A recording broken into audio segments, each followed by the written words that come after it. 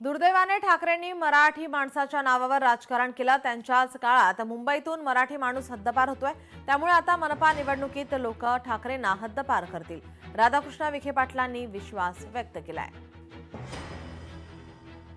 मराठी माणसाच्या नावावर शिवसेनेनं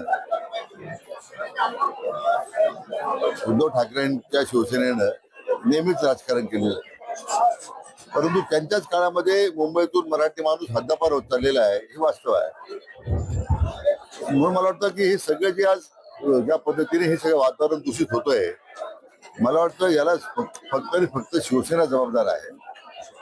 परंतु मला वाटतं आमचं सरकार जे आहे त्या दृष्टीने असं कुठेही भेदभाव होतोय किंवा होताना दिसतोय, त्या ठिकाणी मात्र सरकार जी काय आवश्यक जी कारवाई ती करते, आपण ते करतोच आहे। परंतु दुर्दैवानं मराठी माणसाच्या नावावर राजकारण करण्याचे शिवसेनेला आता लोकांनी हद्दपार या महापालिका निवडणूक करतील असा मला विश्वास आहे। लोकशाही मराठी ऐका, पहा, जागरूक रहा।